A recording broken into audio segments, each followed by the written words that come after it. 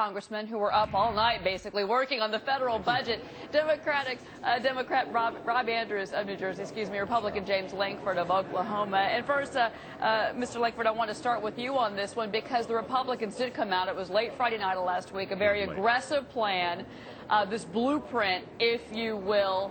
400 amendments, Congressman, coming in Monday night for it. A little extreme, don't you think? No, it's actually not enough. There's actually well over 500 now, and so they're still coming on it. But it's just the opportunity for a lot of people to say, we have ideas. It's become the bloodhound method of everybody searching through the budget, looking for something that smells like it's fraud, abuse, waste, something that can come down. So everybody's going into every area of the budget and going to find things and bring it to the floor. Congressman Andrews, do you think that the Republicans went too far on this? Well, I'm all for the bloodhound method, but some of the amendments are dogs.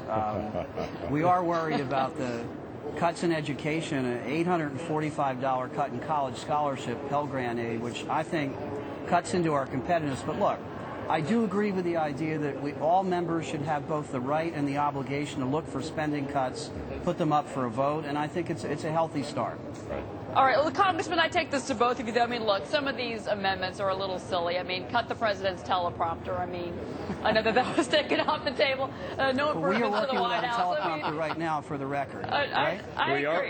No, we're teleprompter free. So. Okay, look, you guys, he's a great speaker. He probably doesn't need the prompter. But Congressman Lankford, here's the thing. I mean, overall, we're seeing these mass protests happening in Wisconsin, teachers in New Jersey, teachers in New York. I mean, you're getting a lot of public anger because these programs and these jobs are being cut at the state level.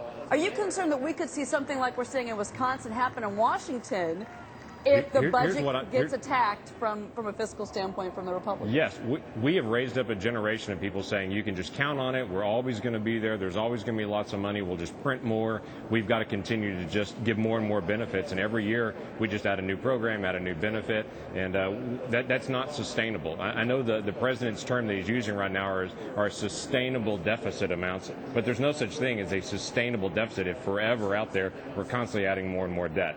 So it is time. And we've talked about it for years. There will be a day when we have to deal with it. It's today now. We've got to start dealing with it.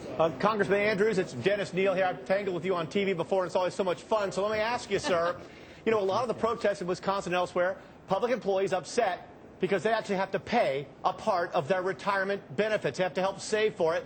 Do you think that public employees generally should be required to contribute to their retirement just like private sector workers? Yes. I think everyone should contribute reasonably to their health and pension benefits.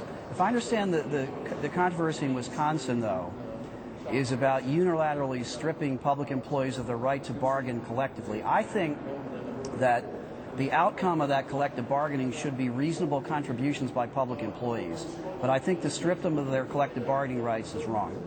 Well, but when you shut down the school system for 2 days, it's a great example of why public service should not be unionized, well, some people would say. And let me take this to both of you. Final question to both of you, Congressman Lankford. Are we going to get a government shutdown come March?